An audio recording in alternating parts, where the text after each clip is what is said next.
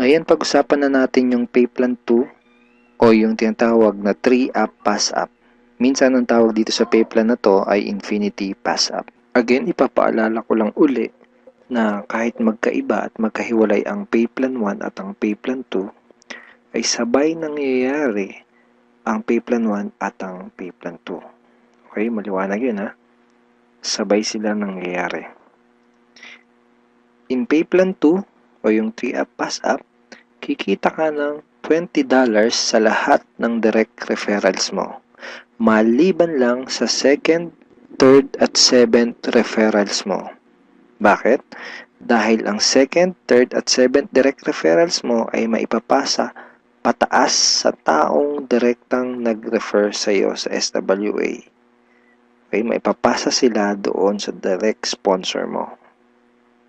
Sa madaling salita, you will earn $20 from your first, fourth, fifth, sixth, and 8th up to infinity. Next, you can earn unlimited $20 every day. Again, wala ding flash out, no flash out, and no maximum income dito sa pay plan 2. Let's say may 8 kang naging direct referrals. Tulad ng sabi ko, sa kanilang lahat ay may commissions ka na tag to $20. Maliban lang sa second, third at seventh referrals mo. Dahil ang second, third at seventh referrals mo ay maipapasa sa iyong sponsor. Sponsor mo ang kikita ng tag to $20 dito sa second, third at seventh mo. Okay? Kaya tinawag na 3-up pass-up. Okay, malamang ito ang iniisip mo ngayon. Teka, ba't ganon? Ikaw yung nagpakahirap at ikaw yung nag-effort, bakit iba yung kumita or nakinabang? Huwag kang mag-alala. Yung pay plan 2 is actually a very powerful compensation plan na malaki ang pwede maging advantage para sa'yo. So, explain ko kung paano yun. Dahil lahat ng direct referrals mo ay gagawin din ng negosyo, lahat sila ay magkakaroon din ng mga referrals. Tama? At dahil ikaw ang kanilang sponsor, sila naman ang magpapasa ng kanilang second, third at seventh referrals sa iyo. Okay? For example, itong si Mark. Kanyang second, third at seventh referrals ay maipapasa niya sa iyo. Ikaw ang kikita ng tagto $20 sa second, third at seventh referrals ni Mark. Okay? Ganon din kay Toby. Yung second, third at seventh referrals ni Toby ay maipapasa rin sa iyo. Ikaw din ang kikita ng tagto $20 sa second, third at seventh referrals ni Toby. So, ganon din ang mangyari kay Fred, kay Diane, etc. Kikita ka ng tagto $20 sa mga second, third at seventh referrals ng mga direct referrals mo. Pati itong mga naipass up sa'yo, kung mapapansin mo parang naging considered as direct referrals mo na rin sila dito sa pay plan 2. So pati ang mga yan ay magpapasa ng kanilang second, third at seventh referrals nila sa'yo. Darating yung time na araw-araw ka nang tatanggap ng mga tag to $20 sa email mo. Dun sa mga $20 na commissions mo, ganito yung email na matatanggap mo from SWA. Okay, see the $20. Just imagine kung gaano kaganda ang gising mo kung sa tuwing umaga at pagbangon mo sa kama at pag-check mo sa computer mo para i-check ang email mo ay hindi mga Facebook notifications ang matatanggap mo, kundi puros $20 in commissions tulad ng mga to. Okay? Sarap ng gising, di ba? So, okay, yan yung mga yan. Parang ganyan yung matatanggap mo. Now, let's try to compute the potential income for this pay plan. Sigurado na may excite ka dito sa mga susunod na ipapakita ko sa'yo. Assuming na mayroon ka lang 3 direct referrals who will pass up their second, third, and seventh referrals to you. Okay? So, 3 na magpapasa ng kanilang 2nd, 3rd, and 7th. So, 3 times 3, that's a total of 9 times $20 yung SWA Pay Plan 2 commission times $20, that's a total of $180. So, in peso, that's 8,100 pesos. Now, yung 9 na yun ay considered as your direct referrals na rin sa Pay Plan 2 lang. Okay? Ibig sabihin, yung 9 na yun ay magpapasa ulit ng kanilang 2nd, 3rd, at 7th sa'yo. So, 9 times 3 equals 27 times $20 commission, that's a total of $540 or 22,680 pesos. Then, yung 27 na naipass up lang sa'yo ay again considered na rin as your direct referral sa Pay Plan 2 ay again magpapasa ng kanilang 2nd, 3rd, and 7th sa'yo. So, times 3 again equals 81 times $20, that's a total of $1,620. In peso, that's 68,040 pesos. And then again, yung 81 na yun, magpapasa up ulit ng kanilang 2nd, 3rd, and 7th.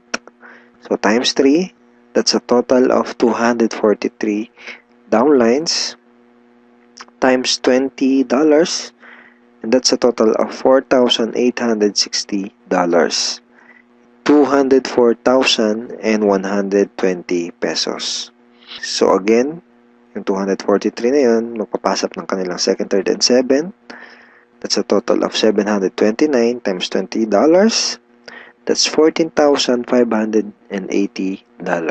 In peso, that's 612,360 pesos.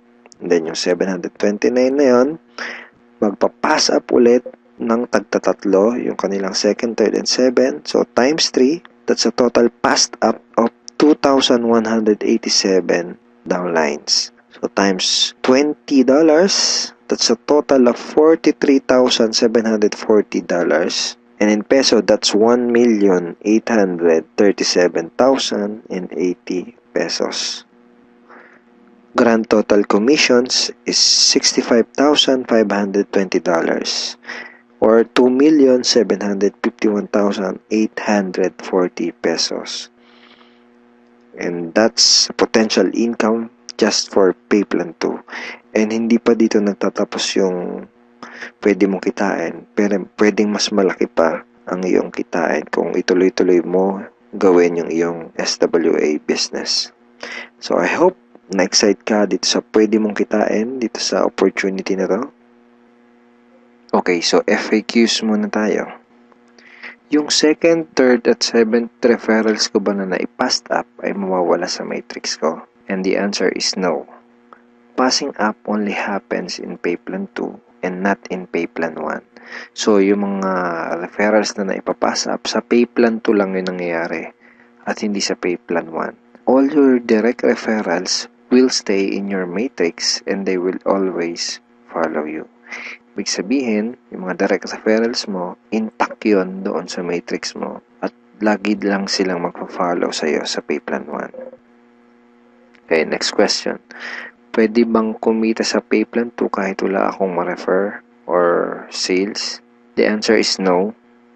You only make commissions in Pay Plan 2 when you refer someone. Kita ka lang sa Pay Plan 2 kapag may na-refer ka, or if your direct referrals pass up their 2nd, 3rd, and 7th to you.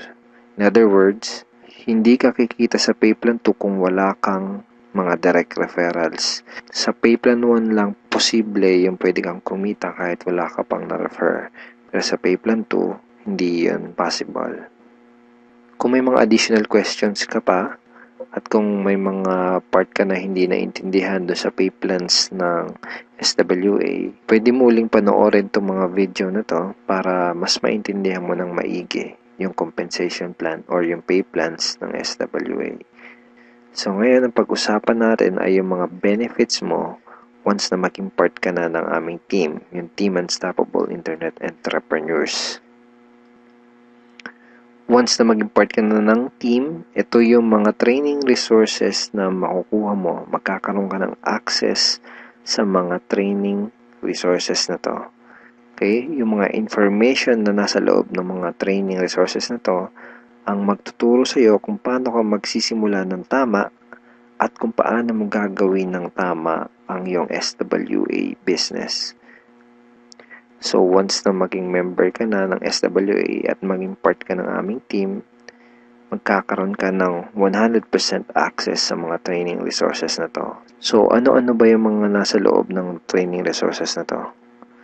First is yung Team Unstoppable Internet Entrepreneurs Handbook. So, ito yan. Ito yung Internet Entrepreneurs Handbook. Nandito sa ebook na to, yung tinuturo namin na 3 strategies of promoting your business on the internet. Bakit 3 strategies? Kasi yung isa pang beginner, yung isa pang intermediate at yung isa ay pang advanced. So kahit first timer ka pa lang at kahit wala ka pang background sa industry na to, ay meron kami nakahandang trainings para sa iyo at para matulungan ka magkaroon ng tamang start sa business mo. Next is yung how to handle prospect objections. Okay, ito yan. Ito yung loob niyan. Basically, sa business na to, yung mga magiging prospects mo ay magkakaroon ng mga questions once na makita nila yung opportunity. And it's very important na alam mo kung paano sasagutin ng tama yung mga tanong nila. Most networkers ay nagfe-fail dahil hindi nila alam kung paano sasagutin yung mga question ng prospects or yung mga objections ng kanilang prospects. Okay, next is yung Ninja Network Marketing Scripts. How to talk to your leads and prospects on the phone. Okay, ito yun. Basically, these are sets of scripts na magagamit mo kapag kakausapin mo yung mga prospect mo sa phone, or sa chat, pwede rin sa chat, or one-on-one. Kung ikaw ay call center agent, I'm sure familiar ka sa mga scripts. Next ay itong how to sponsor your circle of influence properly. Okay, ito yon. Okay. So, ituturo din namin sa iyo kung paano mo i-approach ng tama yung mga kaibigan, kakilala at kamag-anak mo. Dito mo matututunan, dito sa ebook na to, mo matututunan kung paano sila i-approach ng tama. Okay? Ayan. May mga sample email din yan na pwede mong isend sa mga kakilala at kaibigan mo. It's a step-by-step training ebook. Okay? Tignan mo step 2. So, isa to sa mga step-by-step na mag-guide sa'yo kung paano mo gagawin yung negosyo mo ng tama kung first time mo pa lang papasok sa ganitong klase ng business. And next ay itong how to create your automatic recruiting system, the 3M system blueprint. Basically, this is a video tutorial paano gumawa ng website na tutulong sa'yo para i-promote ang iyong business. Matututunan mo kung paano ka gagawa ng ganitong klase ng website. Ito yung website na tutulong sa iyo para mas mapadali mong gawin ang iyong SWA business.